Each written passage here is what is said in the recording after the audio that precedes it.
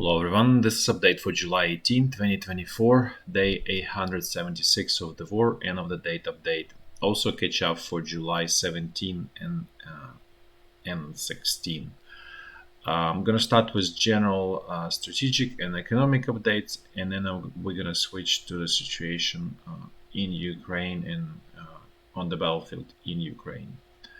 So first, macroeconomy. I want to just razor focus just on one item in the US, which is employment situation, and there are new numbers that came this week, and they are clearly showing deterioration in problems in a job market or labor market in the US. So first, so you can see initial jobless claims, seasonal adjustment, they up 21,000 from the prior week.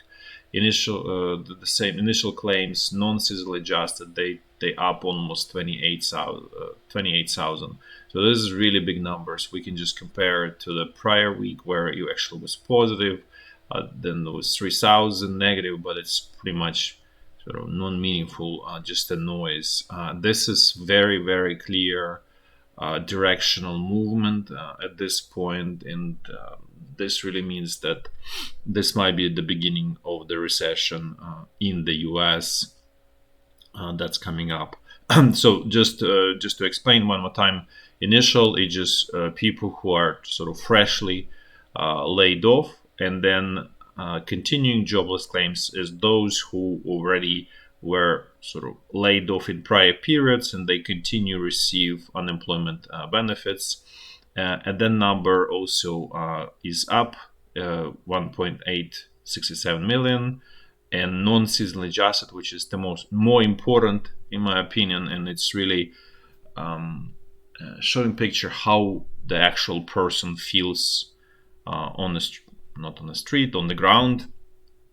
And you can see that number is actually much higher than seasonal adjusted, which is typically in the media you would see seasonally adjusted numbers, which optically look better. If you look at this one, continuing jobless claims, and then if you look at the initial jobless claims, they all look, 243 and 1.8 versus in reality, which means not seasonal adjustment, how it really is, the actual number of people that's were laid off is 279, and here continuing is 1.9. So, and we can even compare numbers to prior week. You can see huge jump from 1.8 million to 1.953. So it's like 152,000 people. It's really big number, and it's very clearly that the job market is deteriorating in the US very quickly. This is why one of the main reasons why there are much stronger calls in the US to reduce interest rates, which probably is going to happen and probably is not going to help because it might be too late and there's simply too much leverage. So there are structural problems that what is not understood by many sort of people and market participants is that while interest rates are important and they probably one of the most important things, they don't solve all of the problems and they don't solve structural problems, or they do solve them but in a very crude, destructive way. And so right now, reducing interest rates is not going to solve any problems. It probably may inflame inflation again, which not even completely under control. It's roughly 3% in the US. If we look here, the core was 3.3. It's actually even about because the all in is 3%, but it includes sort of seasonal items that could be cheaper. But the core is including things that are sort of more consistent, and that number is, as you can see, 3.3. So again, this is not under control, and reducing interest rates will simply, inflame it towards 4%. And at the same time, job market is going to be deteriorating. Compensation is not going to be catching up. So effectively, average person will be squeezed between rising cost and actually dwindling income, and that's a recipe for potentially down the road, obviously not immediately, for social unrest and so on. This is obviously far, U.S. is far from that. There's no question about it. But I'm just trying to explain this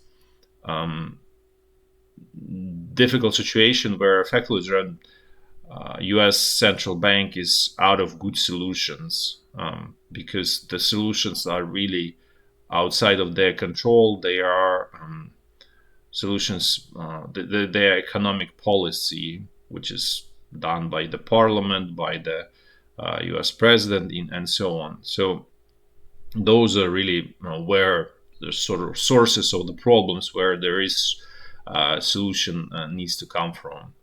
And then in terms of that continues to go up. As you can see, 34.9. So it's probably pretty quickly we're going to hit 35 trillion. Again, as I mentioned before, this is also a very unsustainable amount. And going back to this political, so all of these economic problems, they force political changes. And what we sort of observing, what's coming to the power in the U.S., well, it's not really new force, but it's a change. And this change is happening because of the economic problems. And I think it's not really understood. There is some kind of explanations and so on, but really it's driven by economic problems and the situation where these problems cannot be sort of pushed away or swept under the rug. They really becoming acute and they require some kind of solution. And I spoke about the new administration that's coming in November, like in prior video, and specifically I was talking about the J.D. Vance, but he's sort of representative of new administration, and I mentioned that the policies there are really not free market, not totally something different. I would argue very socialist policies. So there is a little bit more information, and I kind of want to explain what the logic of this new administration or what they are thinking about, like how they're going to address all of these problems, because they are coming into the situation where they're going to have really difficult economic situation, and they're going to be dealing with a lot of problems that they going to inherit from the current administration. And so it seems like the logic there is, okay, let's reduce corporate taxes to 15%. I think in US right now it's 25 or something like that, which is fine because in US corporations, and I showed this before, don't really pay any taxes anyways. So it's not any major source of income for the government. And so it's not big loss in terms of income, but on the other side, it would spur quite a bit of economic activity, and which is obviously positive, and that really boosts economy and sort of make it move in the right direction. There's no question about that. That's extremely positive. Where it's becoming extremely negative to the point that it cancels completely all of this positive reduction in the corporate rates is installation of this or plan to increase tariffs and apparently increase them extremely high levels. So basically close to walling off effectively U.S. economy. So what that really and the idea is, okay, we're going to have these tariffs and we're going to pay with those tariffs for this debt and also for the deficits. which is absolutely false thinking, because then it really, because in the end, it's increasing taxes on the economy, on the average person, on the consumer. That will lead, it will more than offset by many times this decrease in corporate rates, which will lead to significant recession in the US essentially. And it will actually be completely counterproductive to sort of to this intended sort of probably goals. And the problem is that increasing it's effectively significantly increasing taxes on the U.S. population. Except the taxes will be paid by the consumer; they're not going to be paid by the corporations, which they never pay taxes anyways. It's all passed through. It goes in the end. It's always taxes always being paid by the average person on the street. That's who really pays taxes in the end. Even nominally, maybe they paid by corporations or whoever, but in the end consumer, which is average person on the street, that's who really pays all of the taxes in the end. And So effectively, these tariffs is a way to increase government revenues significantly. So it just taxes by different way. It's not direct taxes, such as your, increasing taxes on your income or something like that. It's indirect, because all of the goods they're gonna go significantly up in price. So effectively, you achieve it the same thing, basically increasing taxes by different means. Instead of taxing your revenue, you're just increasing expenses. So it's the end is the same, just two different ways to get to the same point. And that obviously will create significant recession, and potentially it could create sort of domino effect, because if US does these tariffs, there is going to be a significant problem with the rest of the world, because there will be retaliation, obviously, by the rest of the world. And the more important, it actually may splinter West itself, because US is a large consumer of the products from Japan and from Europe.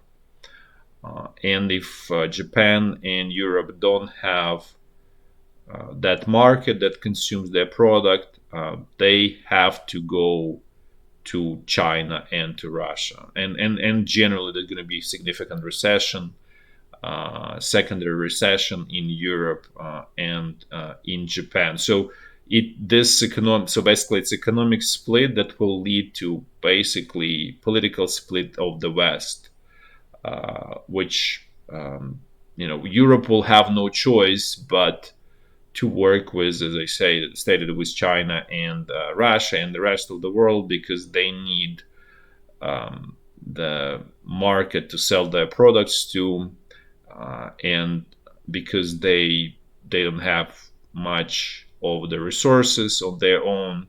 So you need to buy resources. In order to buy, you need to sell something, and the only option is to sell ready product to consumers in other countries, which Europe was successful at doing, generally speaking, and partially because it went to the US. Now this whole economic system might be completely broken, and in a way, China, Russia, and Iran, and so on, they will win by default, not because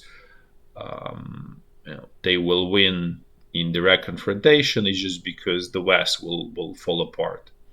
And that's real possibility with this movement to high tariffs, because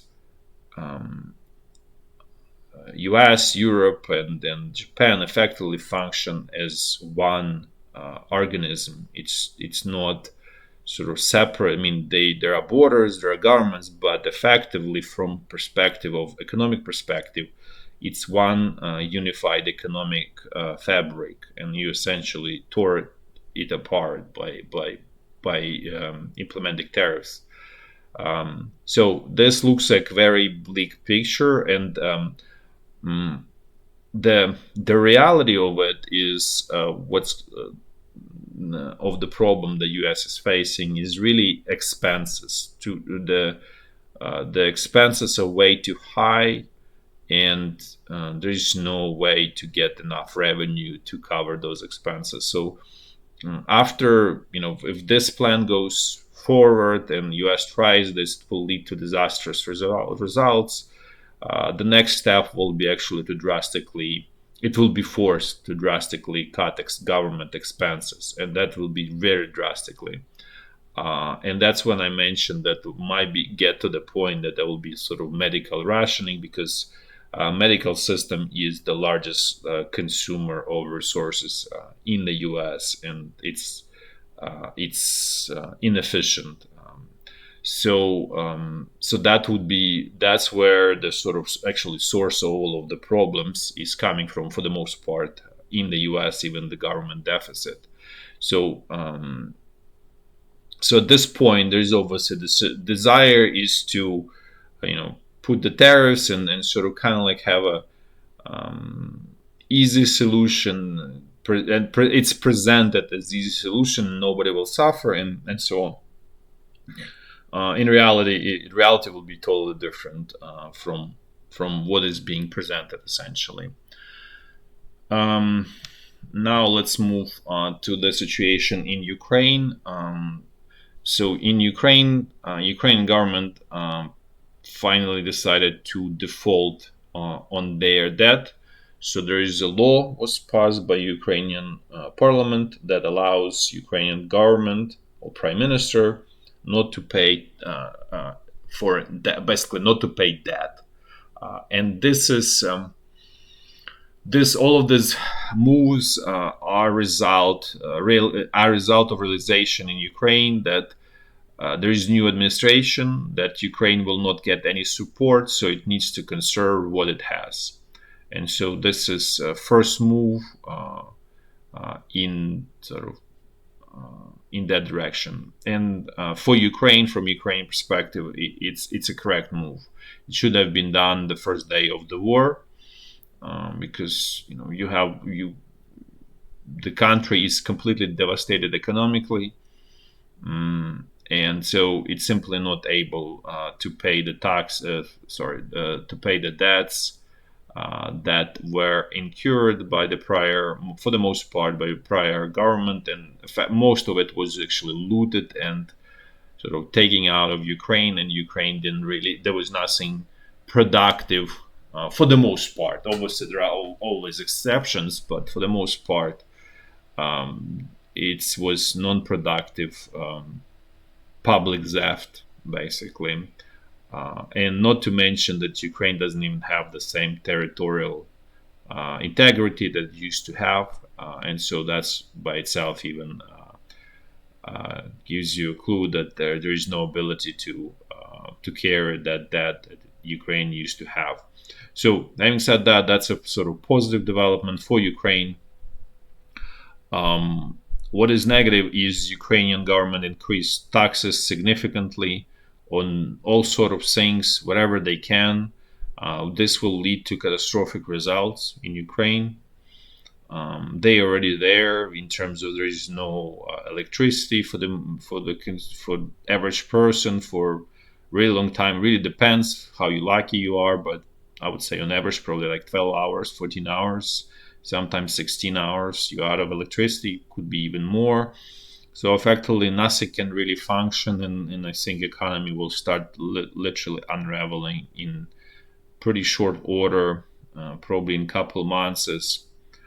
And that will lead to quite significant social unrest, and I mentioned about that 1917 moment, and that will really create difficult situation for Ukraine as a country, and unfortunately it will open up opportunities for Russia.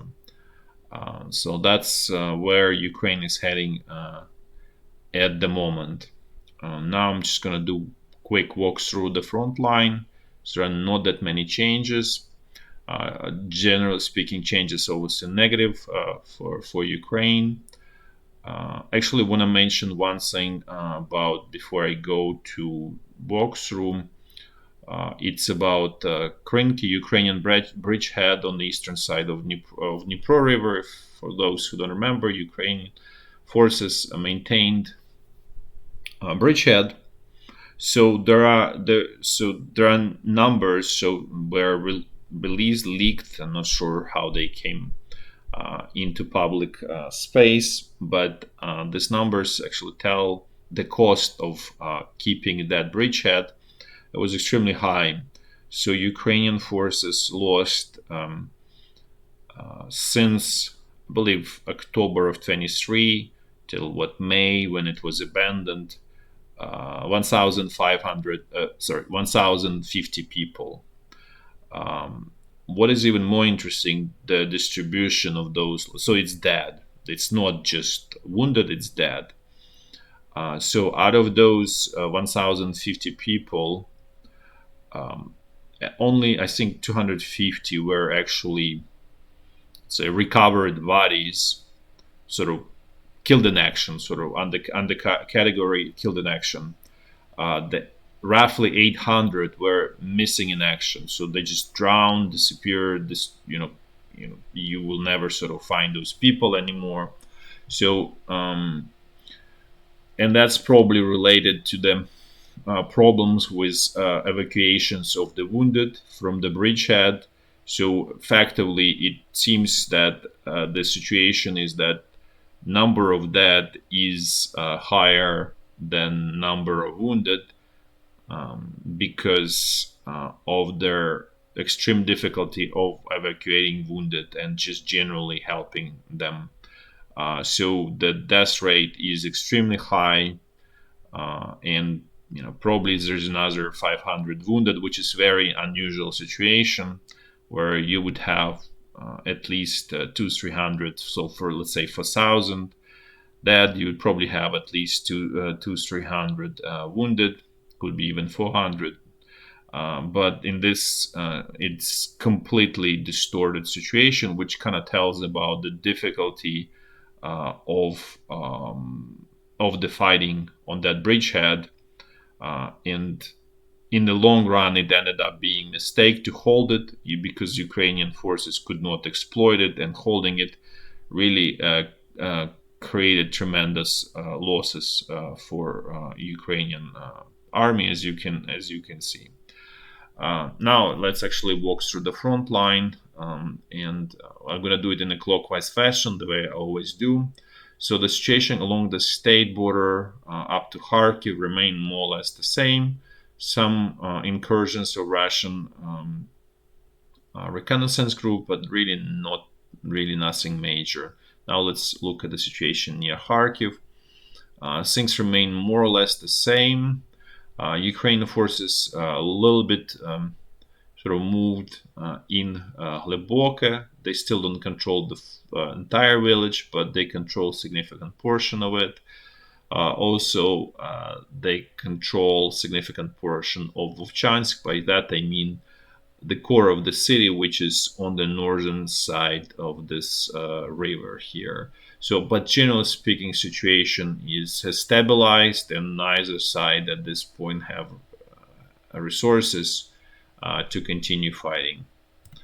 Now let's move to the situation on the North Luhansk section of the front line.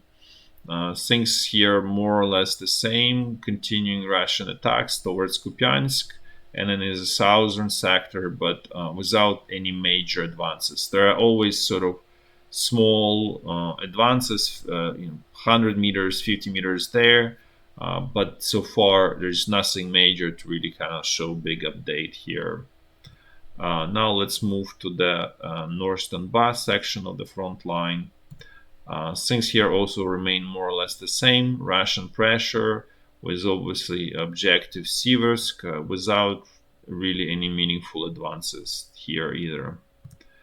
Now let's look at the southern part of this front line. Things here are more or less the same. some Russian gains in their sort of northern area towards Grigorievka, but they again not that huge to show. Really strong pressure to eliminate this Ukrainian bridgehead on the eastern side of this water channel, fresh water channel, but without sort of success. Eventually, probably it will fall.